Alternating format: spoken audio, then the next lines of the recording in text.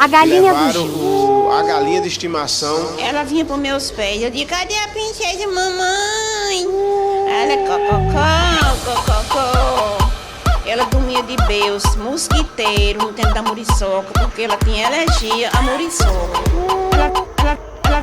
Ela vinha pros meus pés. Eu digo, cadê a princesa, mamãe?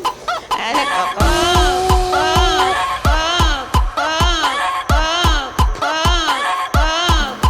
Essa galinha.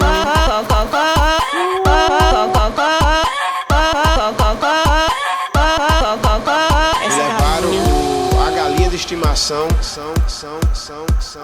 Independente que seja uma galinha ou não, né?